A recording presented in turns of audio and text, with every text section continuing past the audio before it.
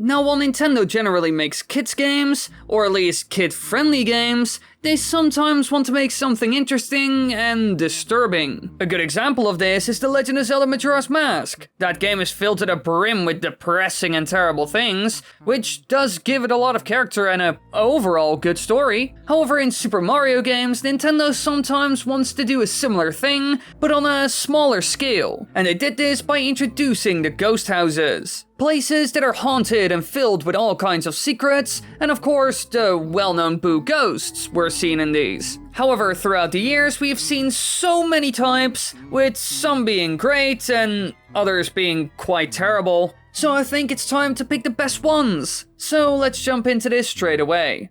Number 5. Now, when you go through one of these houses, the ghosts try to get you. It's their home after all, and you're invading it. And in the most recent games, there's one type of them that makes you laugh as soon as you see it. But it's still a real threat. I'm talking about the Peapods, which are Boo enemies that were first seen in Super Mario 3D Land for the 3DS. They are small white ghosts with stubby arms, black eyes with white pupils, and a permanently smiling mouth which shows 2 teeth. Now, they look quite different compared to your ordinary Boos, but personally, I would say it's an upgrade. I like their design a lot. They are very goofy, which the normal Boos are as well. However, these are even more goofy. So as soon as I see these guys, I kind of laugh. But we shouldn't forget, these are still enemies and touching them will deal damage to you, unless you have a star or something similar to it, of course. Often they travel in predetermined paths, trying to catch you as soon as you try to go past them, making them more of an obstacle than an enemy, to be honest. They don't actively chase you or even shoot stuff towards you in any way. They are just there, blocking the way. To an extent, of course. In general, they're somewhat similar to the Eries in Super Mario World, although their behavior is more linear and predictable. But I will be honest, the main reason why they're on the list is their look, because they look goofy as hell and are really cute, which I like a lot, being even better than the normal Boos, who are already really cute and innocent at times. In general, I'm kind of surprised there isn't more fan art of the Peapods. They kind of remind me of Patrick from SpongeBob SquarePants, but in a good way, because that pink blob is also glorious. No! This is Patrick! Number 4.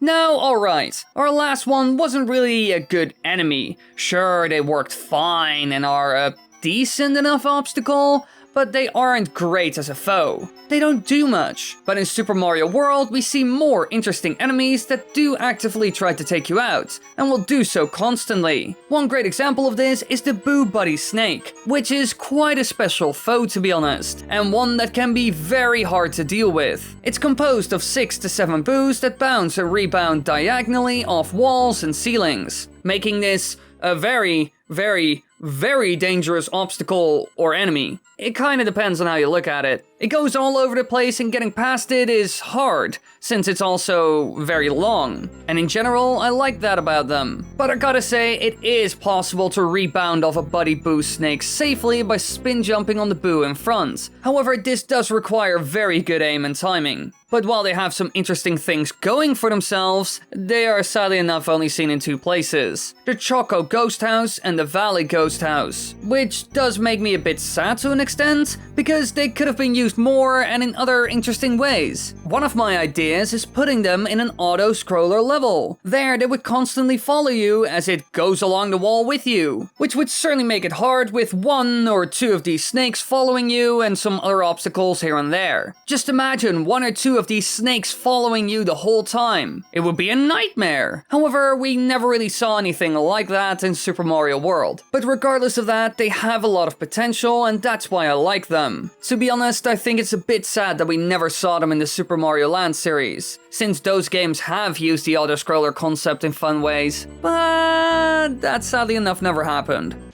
Number 3.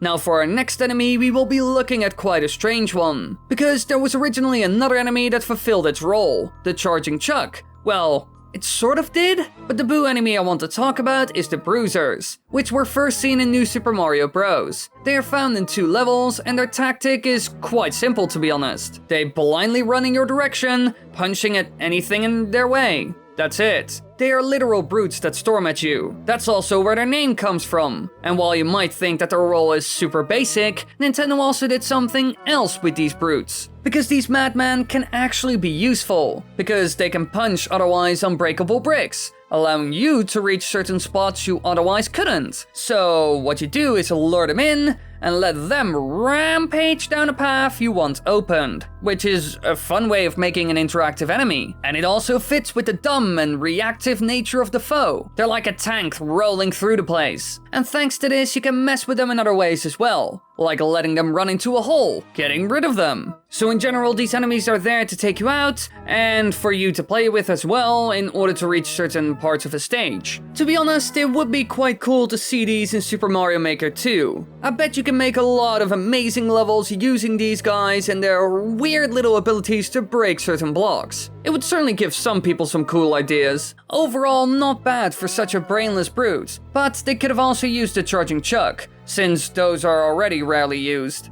Number 2.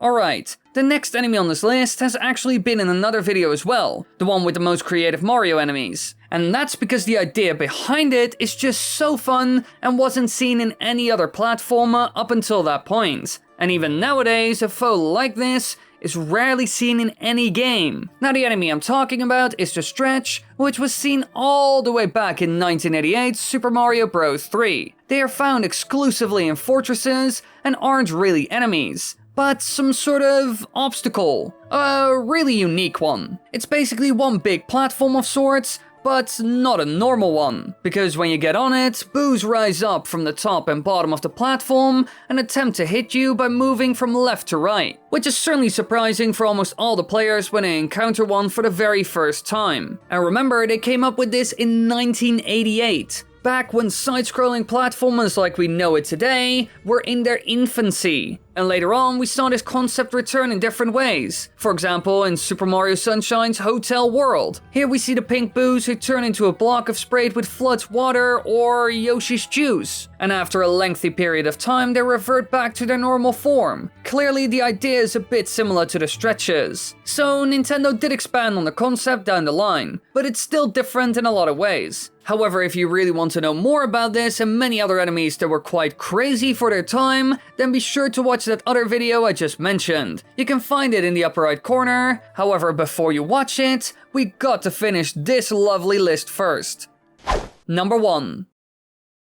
Now for our very last boo type, we are going to look at one that was very different compared to almost all the enemies in the game. And interestingly enough, he was rarely seen in the Super Mario titles. Only one of them to be exact. And I don't know why. The idea behind them isn't bad, and even surprisingly effective in a game like Super Mario, where platforming is key. I'm of course talking about the fishing boos who were seen in Super Mario World. They are ghosts resembling fishing lakitus that ride a cloud without a face. They carry a fishing rod, much like their Koopa counterpart. But their plan of attack is a bit different, because instead of having a 1-up mushroom, he carries a blue flame and will constantly follow you. Now you might wonder, why does he do that? What is it good for? Well, it actually makes it way harder to jump in the level, because he hovers above you the whole time, so as soon as you jump, he will be there to harm you. Well, that kinda depends if you end up hitting his blue flame. And the most annoying thing is, they have the same immunities as a normal boo,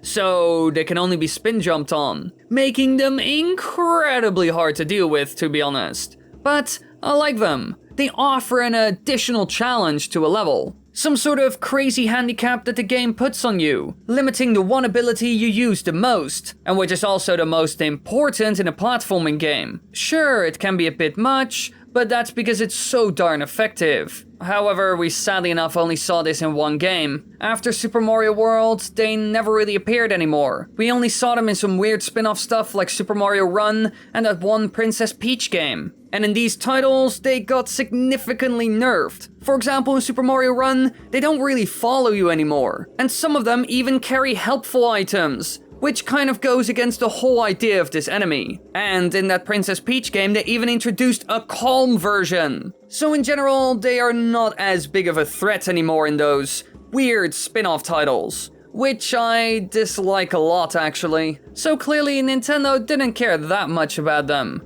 but I do, so I hope they will come back one day. And now all of you know which boos are my favorites. And be sure to let me know in the comments which ones you like the most. Also, be sure to subscribe, click the bell button, like this video, leave a comment, naughty or nice, and I will see you in the next one.